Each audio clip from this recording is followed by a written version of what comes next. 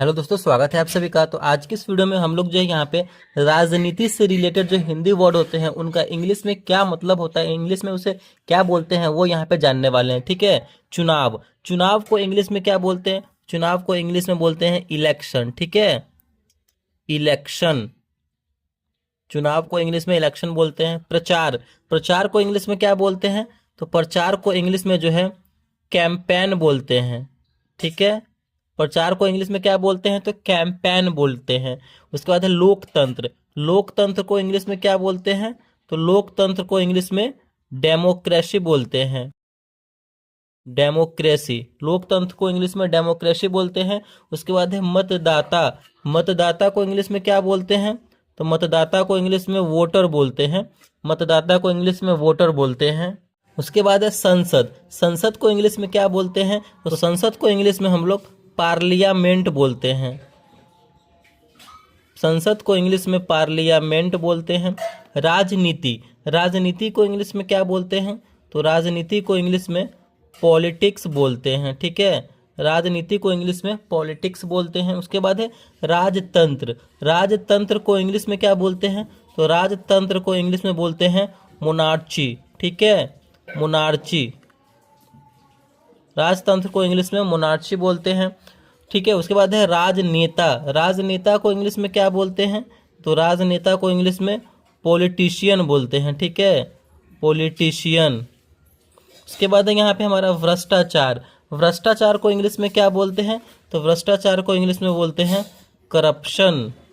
भ्रष्टाचार को इंग्लिश में करप्शन बोलते हैं। उसके बाद है बहुमत, बहुमत को इंग्लिश में क्या बोलते हैं? तो बहुमत, बहुमत को इंग्लिश में जो है मेजोरिटी बोलते हैं। ठीक है, मेजोरिटी, बहुमत को इंग्लिश में मेजोरिटी बोलते हैं। उसके बाद है गठबंधन, गठबंधन को इंग्लिश में क्या बोलते हैं? तो गठबंधन को इंग्लिश में अलायंस बोलते हैं। ठीक है, गठबंधन को इंग्लिश में अलायंस बोलते हैं। उसके बाद है मंत्रिमंडल, मंत्रिमंडल को इंग्लिश में क्या बोलते हैं?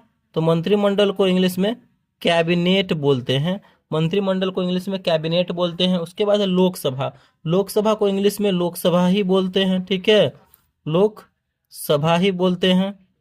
उसके बाद है विधानसभा, विधानसभा को इंग्लिश में क्या बोलते हैं? आप लोकसभा को लोकसभा ही बोल सकते हैं या फिर हाउस ऑफ द पीपल भी बोल सकते हैं। ठीक है, उसके बाद है विधानसभा, विधानसभा को हम लोग क्या बोलते हैं?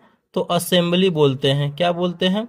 विधानसभा को इंग्लिश में असेंबली बोलते हैं। आगे देखते हैं।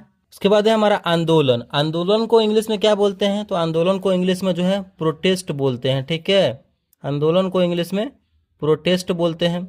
उसके बाद हमारा संविधान, संविधान को इंग्लिश में क्या बोलते हैं? तो संविधान को जो है इंग्लिश में कॉन्स्टिट्यूशन बोलते हैं। ठीक है, संविधान को इंग्लिश में कॉन्स्टिट्यूशन बोलते हैं। उसके बाद है हमारा बहिष्कार, बहिष्कार को इंग्लिश में क्या बोलते हैं? तो बहिष्कार को इंग्लिश में जो है बायकॉट बोलते हैं। ठीक है, बायकॉट। ठीक है, उसके बाद है हमारा मतपत्र, मतपत्र को इंग्लिश में क्या बोलते हैं? तो मतपत्र को जो है इंग्लिश में बैलेट पेपर बोलते हैं। ठीक है, मतपत्र को इंग्लिश में बैलेट पेपर बोलते हैं। उसके बाद है हमारा कूटनीति, कूटनीति को इंग्लिश में क्या बोलते हैं? तो कूटनीति को इंग्लिश में डिप्लोमेसी बोलते हैं। डिप्लोमेसी, कूटनीति को इंग्लिश में डिप्लोमेसी बोलते हैं। उसके बाद हमारा है यहाँ पे आरक्षण, आरक्षण को इंग्लिश में क्या बोलते हैं? तो आरक्षण को इंग्लिश में रिजर्वेशन बोलते हैं। रिजर्वेशन। ठीक है, तो ये थे हमारे कुछ राजनीति यानी पॉलिटिक्स से में यूज किए जाने वाले हिंदी और इंग्लिश वर्ड। आई होप ये वीडियो को अच्छा लगा होगा, पसंद आया होगा, कुछ सीखने को मिला होगा। तो प्लीज़ वीडियो को लाइक कीजिएगा, चैनल पर नए हैं तो चैनल को सब्सक्राइब जरूर कीजिएगा। Thank you.